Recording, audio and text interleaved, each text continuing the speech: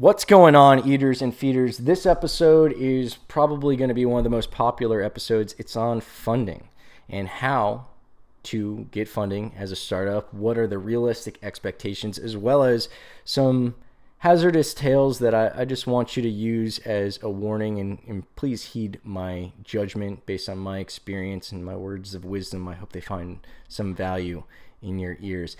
If you haven't subscribed already, please do that, and also hit that alert bell so you don't miss out on any of my weekly content. Also, check out my website. Check out the links in the show notes below. I've got a free order tracking system. I got a free ebook.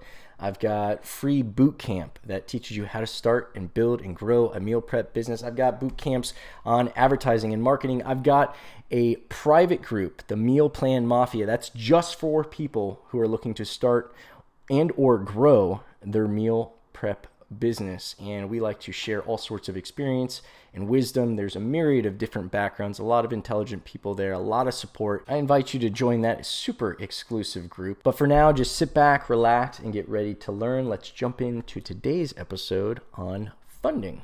Welcome to our channel where we go behind the scenes for meal plan company Fit Food Fresh and other local businesses across South Florida. Make sure you hit the subscribe and alerts so you never miss a video, and hit us with any questions or suggestions.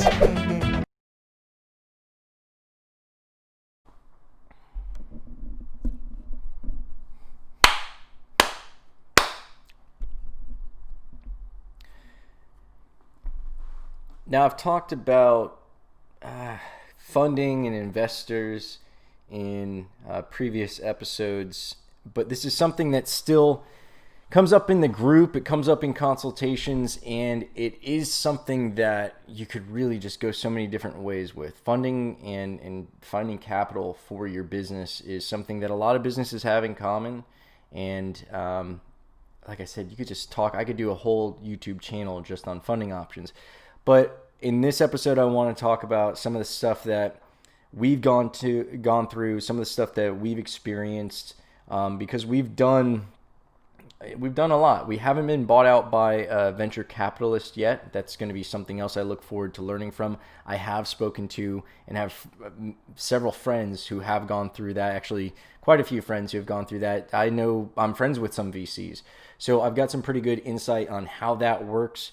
And again, there's so many different ways that you can go with this, but I want to talk about some realistic stuff, because when you're small, a lot of you who are watching this channel, you're under 1,000 members weekly.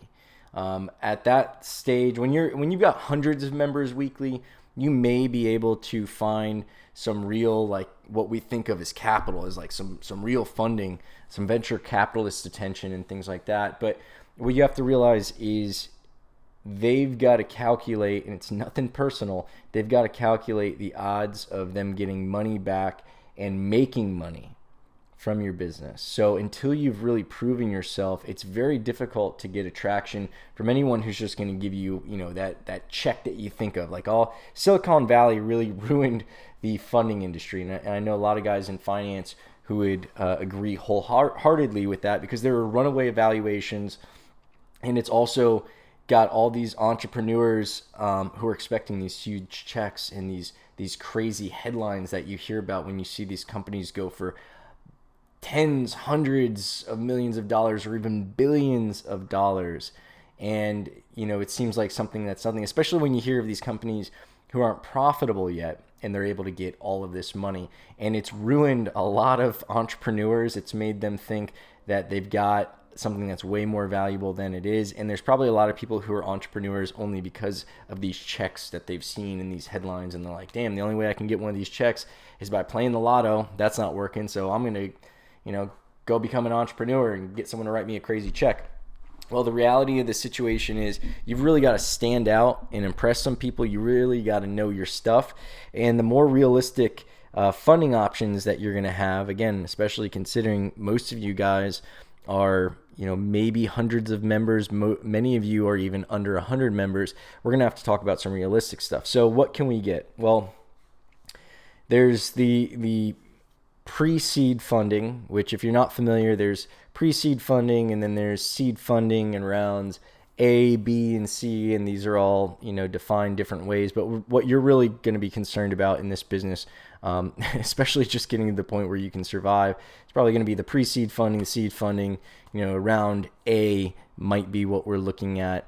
But like pre-seed funding, just to break it down, it's your partner, it's whoever the founders are. If it's a sole proprietorship and it's just you doing it, it's the money that you're putting into it. If you've got a partnership, then it's the money that you guys are scraping together to invest in stuff, to buy for the licensing and the rents and the light payment and your business cards and your marketing and all that stuff. That's all pre-seed funding. Once you start getting external, someone from the outside starts putting their money in, then it might be seed funding. And again, the idea of seed funding is something that's initially going to be helping your business grow. At that point, you should already have something up and running. That's what the pre-seed funding is. With seed funding, it should be, you've got at least basic operations going. You've got some sales and some stuff, and you're looking for something to help you grow, to move into, your own rental facility, or to buy some equipment, whatever it is, the first marketing campaign, whether it's from, Uncle Dave or, family, friends, whoever, that's going to be your seed funding. Then your round A is easier to remember because that's most often correlated with an angel investor. Now, an angel investor, I don't know who coined the phrase, but it's such a lovely phrase. An angel investors could be very nice and amazing people who are really coming in. They probably have a lot of times, and this isn't always going to be the case, but a lot of times they've been entrepreneurs themselves. They're familiar with the startup process. You're gonna hope that they have some business sense and hopefully even something that they could bring to the table to help you. And I would even argue that, I think I've said this in other videos, there's instances where you don't even need the money from that person. It's really their wisdom. So if you can find someone who's got wisdom and connections and a network that they can bring to the table and help you just shave years, maybe even just months, but most often that's going to be years, maybe even decades off of your learning curve, and introduce you to the right people, someone who's already walked down the path, I would argue that that could be more valuable than any check someone can give you. Because the check could be great, but someone who knows how to best spend that check and get the most out of it is way better. Because I've blown through checks. I've had an investor in a previous business, and it was basically something that if we had a partner who had been through what we were trying to go through, in hindsight, I would have been way better off than having $500,000 funding. So in any case, keep that into consideration. Your angel investor, a lot of times, from my experience, that's an opportunity to have a more personal relationship with that person. They're investing in you, not just your business. They are investing in your business as well, but they've got to be investing in you, and you've got to be able to convince them that you're going to be able to take their money and spend it in a way, or maybe with their help and their guidance, spend it in a way that's going to make more money, enough extra money so that your business is good, you're good, and most importantly, they're able to see a return on their money. That's what a lot of people don't understand. They think like, oh, look at what I've done. I'm entitled to a check. I'm entitled to, like, I've got something going. Like, you got to pay me. It's a good idea. It's a good idea, but is my investment just going to keep your business alive? Are you just going to grow on the same pace? Because on the same pace might not be attractive. You grow, if you're basing it on percentage, that's not necessarily going to scale. Are you going to be able to take my money and somehow grow faster? Is it going to take you from this or this and take you to this? In which case, there's going to be plenty of money for me to, recoup my investment and a profit. Because at the end of the day, they're angel investors. They're not just angels giving you money. They're angel investors. They're looking to invest and get money back, right? So courting these guys guys and gals and individuals, sometimes it's a group. Sometimes it'll be a group of golf buddies who have some extra money and they like, playing with their retirement. In their retirement, they like investing some money. Those are great groups of people to find, because you find a cluster like that, you got a couple of brains, odds are at least one of them is going to be able to help you out. In the case where you have a meal prep business, if you've got some guy who's got a pretty decent sized company, you might be able to have him put all of his employees on your meal plan. So that would be a great investor to have, because right there, you're able to take a nice hike up in revenue. Plus, if they've got a nice network of other businesses to introduce you to, and you have a great B2B product like that, or B2C product where basically everybody's potential consumer, again, like a meal prep business, those type of investors are very easy to find, a lot easier to find than if you were, you had a real estate agency. It's not necessarily going to be easy to find a retired business owner who's going to be able to put you in contact with a bunch of people who are going to buy your houses, right? So keep those things into consideration. Now, some other less conventional, but probably growing to be more conventional loans are the merchant advances. Now, those are going to be based on your income, your credit card income specifically. And before I say that, let me tell you this. Within your first 2 years of being a business, it's going to be very hard and almost impossible to get funding, because without at least 2 years of a track record, you just don't look as legit. They don't really have much to look at as far as your success. Now, if it was a personal, unconventional loan, private money, you're able to sit down and convince this person, but you can't go into a bank these days. It's not like it was, back in the 20s or the 40s or wherever you see it in the movies, where you go in, you talk to the banker, you show them your business plan, and you get a rapport with them, and they make like a personal consideration.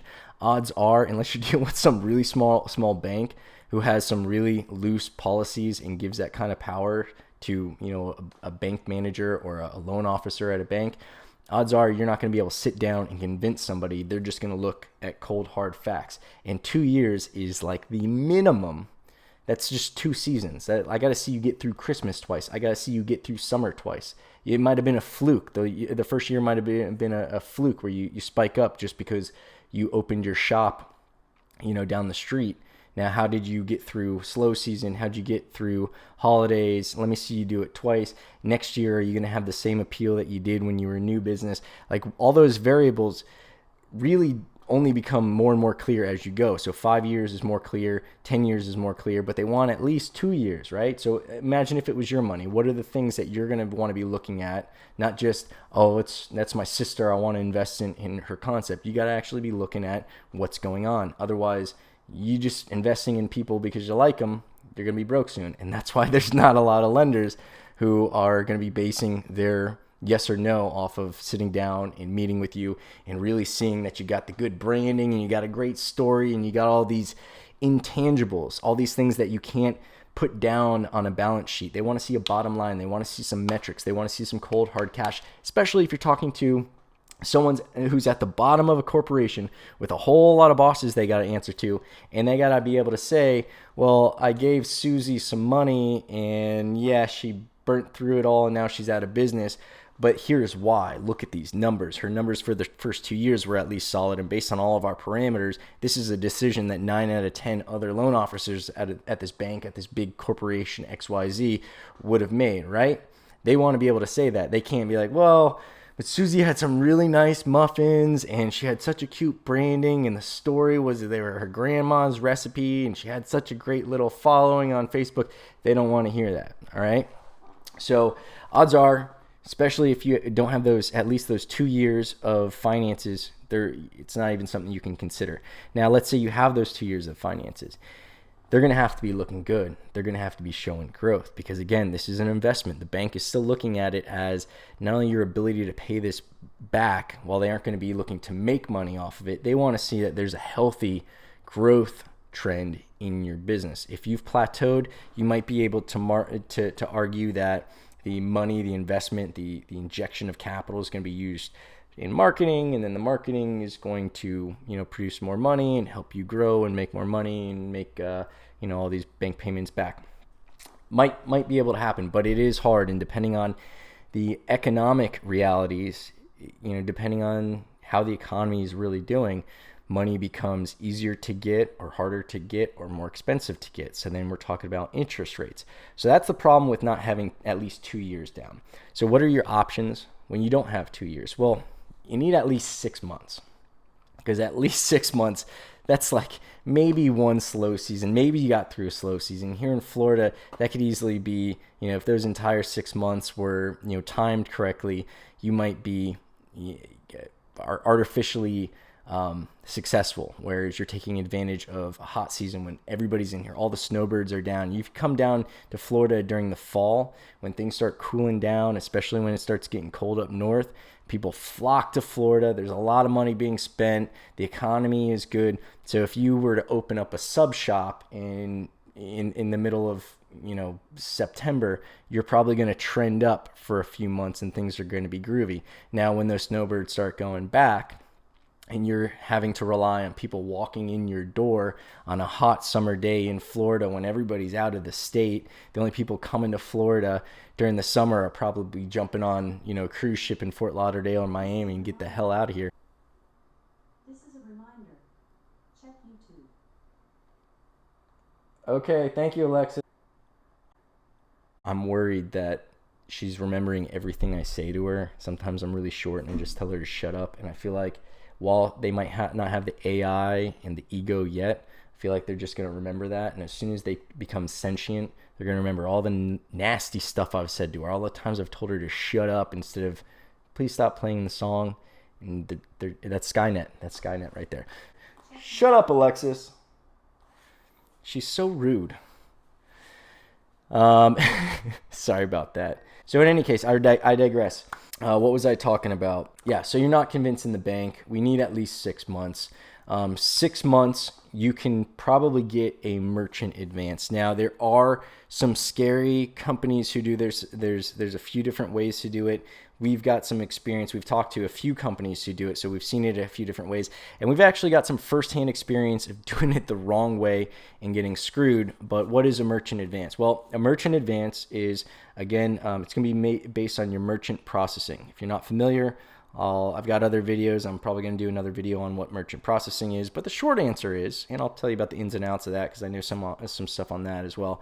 But the short answer is taking credit card. Now, whether you're using Stripe or PayPal or authorized.net and you've got a real legit business merchant processing system set up, they want to see not your cash, they want to see your credit card statements, how much you've been doing over the last 6 months. Again, they're going to want to see that it's stable. They're going to want to see that you'd have the ability to pay off the loan if they were to take a certain percentage of that. And they want to make sure, again, that they're going to recoup their investment. Now, unfortunately, one of the things you're definitely going to have to watch out for with merchant advances is they are basically considered kind of like high risk private money, because who knows how your business is going to fare, especially if I'm only looking at 6 months. Who knows what the next season has in store for you. So it's very high risk from the investor standpoint. So they're going to want a high reward. Risk and reward are directly correlated. Now, they're not going to be getting equity. An angel investor, odds are they're going to be wanting some equity. So instead of equity, their risk is going to be offset by a high interest rate. Now, how much of an interest rate or a financing fee, depending on what they call it, they could call it a couple of different things. Well, in our experience, I'll tell you right now, we signed one for $40,000, and upon signing it, we owed $60,000. So work that math out. Oh, and then we also had to pay it back in I think 6 months. So we immediately took on a loan and we immediately owed, upon taking on the loan, 50% as a financing fee on top of what the loan was. I'm sorry, it wasn't $40,000. It's $47,000. It's a bit different. So $47,000, and we owed, I think 62, something like that. So $15,000 was our fee immediately, no matter how fast we paid back the loan. Now, if we took longer to pay back that loan, and that was a whole nightmare. I could probably do a separate episode just on that. But if we took longer to pay back that loan, there's more fees and other things that are incurred. That could be a rough situation, because not necessarily like you're going to dig yourself into this massive debt, because they basically have it set up so that they can take their money back out of your revenue. A lot of times that's what they'll do. Sometimes it's called like a lockbox, and for the money that you have coming in through your credit cards, they're going to take a set percentage, and they tell you all this in advance. So you get this small percentage taken out of your daily deposits or weekly, depending on how they set it up. Daily, I'd recommend. That way it's a nice even little hit. So you're not expected to make these big payments every month, it's easier when it's taken out. But if you're already tight on your finances, and this isn't that extra payment being siphoned out isn't something that you can afford, this can screw up your cash flow. And this can make it so that you're actually digging yourself behind, on top of the fact that you're paying, what is that, like a 20%, almost 30% loan, something ridiculous. Yeah, it's like almost a 33% loan. If it was 45 and a $15,000 fee, it'd be a 33% loan. That's crazy. I don't know. I mean, these things are legal. It's completely legal and legit, but it's on you to know, and these guys do to an extent make sure that your business can handle this stuff, but it's also based on you and your discipline and you knowing that you're going to be able to pay these loans back and be able to lose that little bit. Now, merchant advance can also be great. There's some with lower interest rates. Since it's like an unregulated, it's a loosely regulated industry, you will see a variance in the financing or interest rates. So, and I can walk you through that in another video. Actually, if you're interested in getting connected with some funding options that I know to be legit and not the nightmare situations, fill out the link below. I'll put a link in the show notes and I can connect you with them.